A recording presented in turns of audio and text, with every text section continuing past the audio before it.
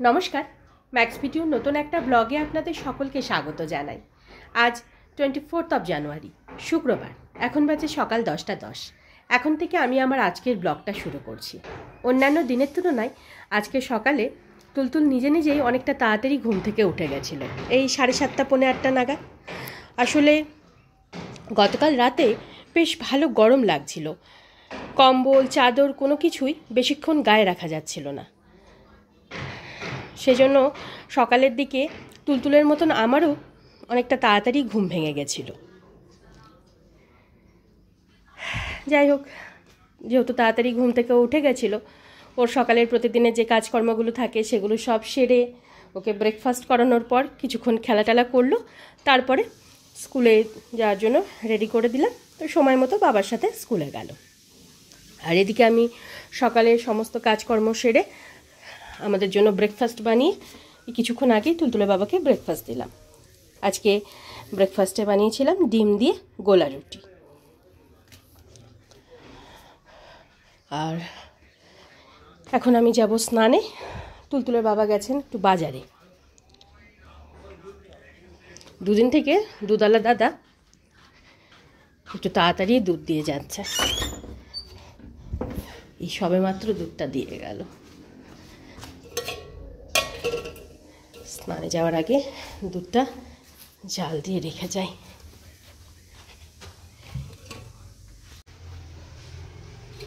তখন দুধটা জাল দিয়ে রেখে তারপর আমি গেছিলাম স্নানে। স্নান করে পুজো সেরে ছাদে গেছিলাম জামা কাপড়গুলো মেলতে। ততক্ষণে তুলতুলের বাবাও বাজার সেরে ফিরলেন। আজকে তুলতুলের বাবা বাজার থেকে রুই মাছ আর একটু মাছের তেল এনেছে।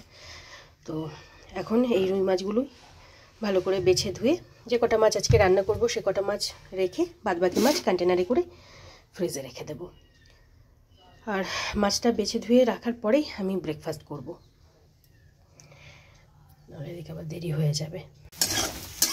তখন মাছগুলো ভাজা হতে হতে আমি ব্রেকফাস্টটা সেরে নিয়েছি। আর এদিকে মাছের তেল পটকা চচ্চড়িটা প্রায় হয়ে এসেছে। আমাদের জন্য আলু দিয়ে মাছের ঝোল হবে, আর তুলতুলের জন্য সব রকম সবজি দিয়ে আদা জিরে বাটা দিয়ে মাছের ঝোল করব। তুলতুলের বাবার জন্য একটা কাঁচা মাছ তুলে রেখেছি, খেতে বসার আগে ভেজে দেব।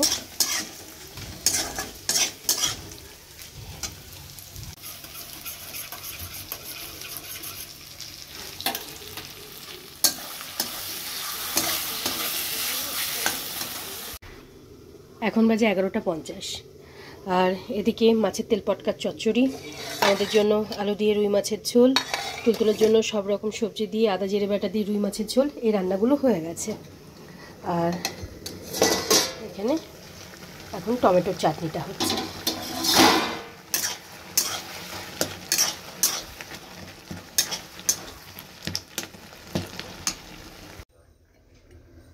তখন টমেটোর চাটনিটা বানিয়ে তুলতুলের জন্য কমলা লেবুর রসটুকু করে রাখলাম। আর এখন এই রান্নাঘর গ্যাস ওভেন ধুয়ে মুছে পরিষ্কার করে ভাতটা বসিয়ে তারপরে যাব তুলতুলকে স্কুল থেকে আনতে।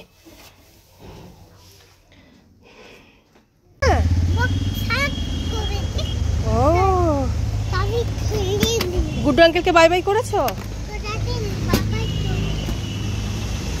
চলো, আচ্ছা ঠিক আছে। ধানি না খায় না খাক, তুই খেয়ে নে।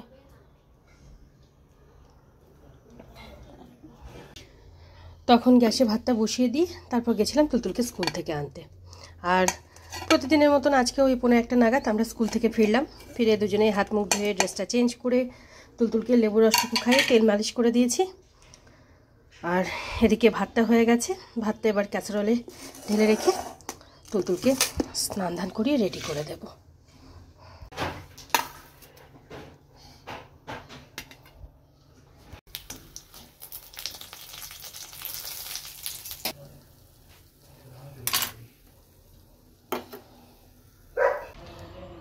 এখন বাজে 3টে।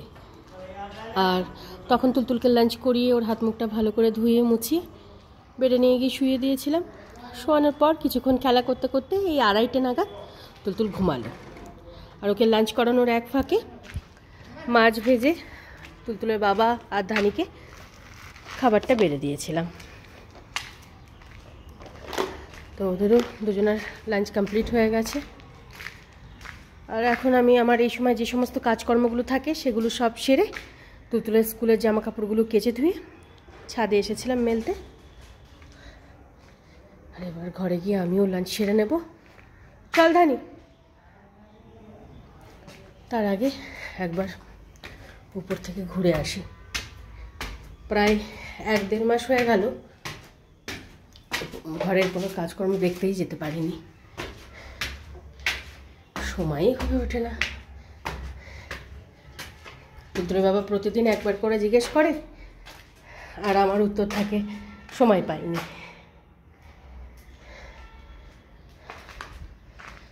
এখন ঘরের পুটির কাজ চলছে।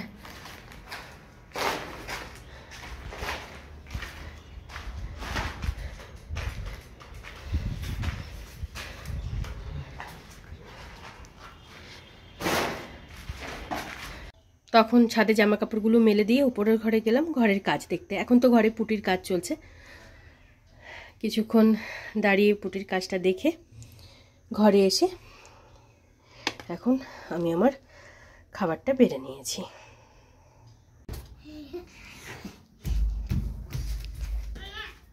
হ্যাঁ বাহ, তুমিও পা দিয়ে মারো মা, তুমিও পা দিয়ে মার। হ্যাঁ বাহ, দেখো লাফাতে ঝাপাতেই গেল। আর এটাকে দেখো, এই তুই কি করছিস পাপোশ নিয়ে? দেখ চন্দন দাদা কি করে মারছে দেখ। হ্যাঁ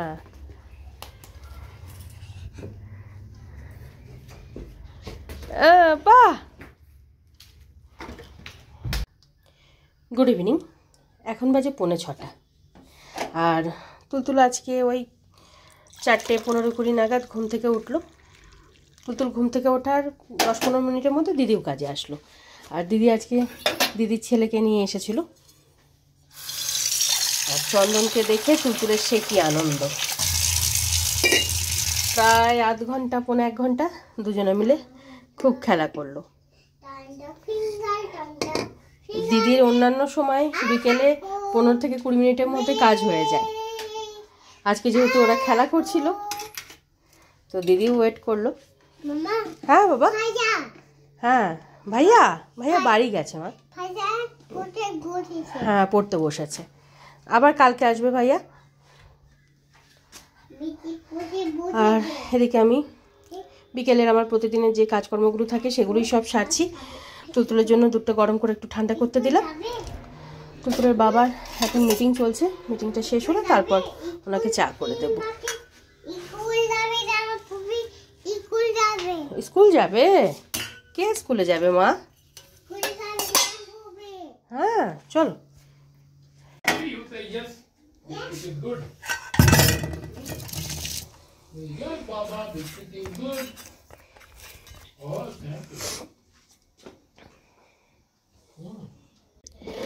এখন বাজে 8:15।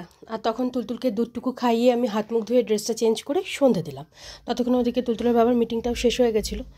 তারপর তুলতুলের বাবাকে চা করে দিয়ে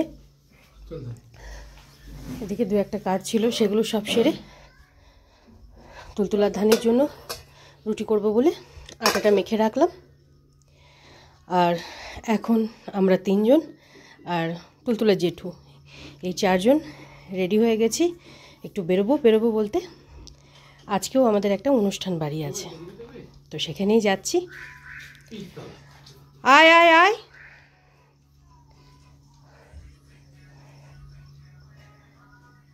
আর কিছুক্ষণের মধ্যেই আমরা বেরোবো।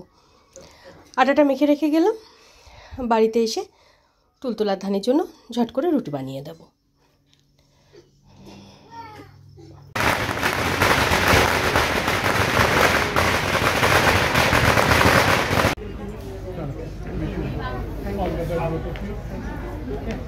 গান্ধীনগরে কিন্তু নিয়ে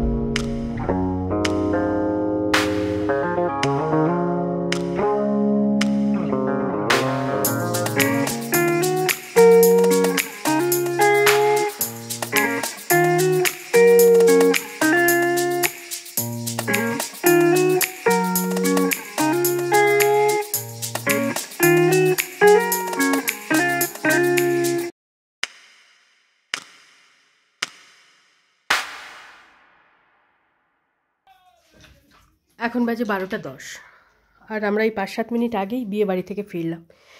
ফিরে তিনজনে হাত মুখটা ধুয়ে ড্রেসটা চেঞ্জ করে নিয়েছি, আর এবার ধানির জন্য রুটিটা বানিয়ে ওকে খেতে দেব। এখন বাজে 12টা 55। তখন ঝটপট করে ধানির জন্য 2টো রুটি বানিয়ে ওকে খাবারটা বেড়ে দিই। আমি এই ঘরে এসে রাতের বিছানাপত্রটা করে রেখে আমার রাতের প্রতিদিনের যে কাজগুলো থাকে সেগুলোই সব সারছিলাম। আর তুলতুল তখন বাবার সাথে খেলা করছিল। তবে আজকে রাতে তুলতুলকে আর দুধ রুটি খাওয়াইনি, কারণ অনুষ্ঠান বাড়িতে তুলতুল কিছু কিছু খেয়েছিল, যেমন একটু কোল্ড ড্রিঙ্কস, ওই অরেঞ্জ জুস, মানে মিরিন্ডাকে অরেঞ্জ জুস করছিল, তো একটু অরেঞ্জ জুস খেয়েছিল। তারপর জল আর আলু ছাড়া শুকনো 2টো ফুচকা খেয়েছিল, একটু চাউমিন, 1 চামচ মতন আইসক্রিম, আর সবশেষে একটু কফিও খেয়েছিল। তাই অনুষ্ঠান বাড়ি থেকে বাড়ি ফেরার পর ওর হাত মুখটা ভালো করে ধুইয়ে মুছিয়ে ড্রেসটা চেঞ্জ করিয়ে ক্রিম মাখিয়ে শুধু একটু জল খাইয়ে দিয়েছিলাম। আর আজকে বিয়ে বাড়িতে তুলতুল একটা কাণ্ড ঘটিয়ে ফেলেছিল। মানে কিছুক্ষণের জন্য তুলতুল হারিয়ে গেছিল। এবার ঘটনাটা বলি। আমরা যখনই তুলতুলকে নিয়ে কোথাও যাই, আমি কিংবা তুলতুলের বাবা, দুজনের মধ্যে কেউ না কেউ সবসময় তুলতুলের সাথেই থাকি। মানে একটা সেকেন্ডের জন্য ওকে কাজ ছাড়া করি না। আজকেও তার ব্যতিক্রম নয়। তো বিয়ে বাড়িতে আমাদের চেনা পরিচিত বেশ কিছু মানুষও গেছিলেন। তো তাদের সাথে কথাবার্তা হলো। তো সবাই বললো যে একটু ফটো তোলা হোক। তো যখন ফটো তোলা হোক বলে সবাই দাঁড়ালাম একসাথে, তখনও তুলতুল আমার সাথে ছিল। ফটোটা মানে 2টো ফটো ক্লিক করতে যেটুকু সময়, ব্যাস পাশে দেখছি তুলতুল নেই। নেই তো নেই, মানে কয়েক সেকেন্ডের মধ্যে ভ্যানিশ। পুরো বিয়ে বাড়িটা মানে হন্য হয়ে আমরা খোঁজা শুরু করলাম। বোধহয় 10 মিনিট পুরো বিয়ে বাড়িটা হুলুস তুলুস হয়ে গেল, মানে বাচ্চা খুঁজে পাওয়া যাচ্ছে না। তখন যে কি হচ্ছিল মনের মধ্যে, মানে থরথর করে হাত পা কাঁপছিল, চারিদিকটা কেমন অন্ধকার অন্ধকার লাগছিল, মানে মনে হচ্ছিল পুরো হৃৎপিণ্ডটা হাতে চলে এসেছে। মানে আমার তো সোয়েটিং হয়ে মাথা ঘুরছিল, মানে কি যে হচ্ছিল। সমানে ডেকে যাচ্ছি, কোনো উত্তর পাচ্ছি না। আর শুধু আমি নই, মানে আমি কিংবা তুলতুলের বাবা নই, সাথে আরও 5-6টা মানুষ, মানে পুরো বিয়ে বাড়িটা তন্ন তন্ন করে খুঁজে ফেললো। পাওয়া যাচ্ছে না তো পাওয়া যাচ্ছে না, মানে আমার তো প্রায় কাঁদো কাঁদো অবস্থা। তারপর দেখা গেল হঠাৎ করে এই মহারানী ফুলের বাগান থেকে বেরোচ্ছে, মানে ওই হলের মধ্যেই, ওই মানে লজের মধ্যেই একটা আর্টিফিশিয়াল ফুলের বাগান ছিল। তো সেখানে গিয়ে ও লুকিয়েছিল। লুকিয়েই থাকুক কিংবা ঢুকেই পড়ুক ফুল দেখে, যাই হোক কিছু একটা, আস্তে আস্তে দেখছি ওখান থেকে বেরোচ্ছে। মানে তখন গিয়ে যেন শরীরে একটু প্রাণ ফিরে পেলাম, এরকম অবস্থা, মানে সাংঘাতিক অবস্থা হয়ে গেছিল। মানে ওই সবের চক্করে ওয়াটার বোতলটা, মানে তো সবসময় ও জলের বোতল নিয়েই যাই, যেখানে যাই আমি। জলের বোতলটা যে কোথায় রেখেছি, মানে হয় গাড়িতে আছে আর না হলে হয়তো অনুষ্ঠান বাড়িতেই ছেড়ে গেছে। সে ওয়াটার বোতল গেছে, যাক, সেই নিয়ে আমার বিন্দু মাত্র আফসোস নেই। মানে আজকে যে কত বড় একটা ঘটনা ঘটে যেতে পারতো, আমার মানে ওই চিন্তা করতে গেলেও এখন যেন হাত পা ঠান্ডা হয়ে যাচ্ছে। মানে কী হারে ডেকে যাচ্ছি, একটা উত্তর দেয়নি। আবার যখন মানে খুঁজে পেলাম বলছি, তো মিটিমিটি হাসছে, যেন কোনো ব্যাপারই না।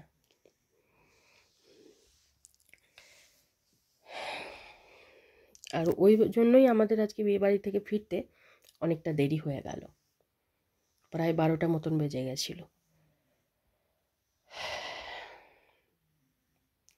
মানে এত চঞ্চল না, 1 সেকেন্ডের জন্য কোথাও স্থির হয়ে থাকে না, কোথাও না। এই কারণে আমি মানে ছাদে পর্যন্ত যেতে চাই, মানে পারি না। ওরা যখন না থাকে, এই তুলতুল না হলে ধানি, কেউ না কেউ তো যাবেই সাথে আমার। সেজন্য আমি যখন ওরা না থাকে, ধানি তো যাই ঠিক আছে, যখন তুলতুল না থাকে মানে স্কুলে যায় কিংবা ঘুমিয়ে পারে, আমি কোনো রকম ছাদে গিয়ে জামা কাপড়টা মেলে দিই, সঙ্গে সঙ্গে চলে আসি। মানে আমি ছাদেও যেতে সাহস পাই না।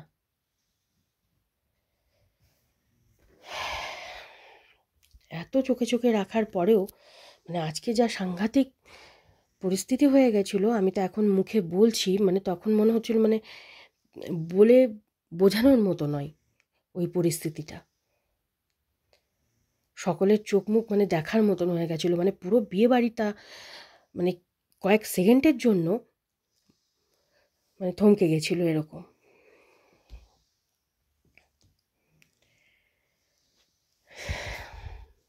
যাই হোক, বাড়ি ফেরার পর তো বাবার সাথে খেলায় এতটাই মগ্ন ছিল, কিছুতেই ঘুমাবে না। সেই জোর জবরদস্তি করে অনেক বুঝিয়ে শুনিয়ে বেডে নিয়ে এসে শোয়ালাম। তো এই 15-20 মিনিট আগেই তুলতুল ঘুমালো। যাই হোক, আজকের ব্লগটা আমি এ পর্যন্তই রাখছি। আজকের ব্লগটা আমি এখানেই শেষ করছি। আমার এই ব্লগটা যদি ভালো লেগে থাকে তাহলে আমার এই চ্যানেলটাকে সাবস্ক্রাইব করে দেওয়ার জন্য বিশেষভাবে অনুরোধ রইল, সাথে লাইক আর শেয়ার করে দেওয়ার জন্য অনুরোধ রইল। সকলে ভালো থাকবেন। Bye and good night.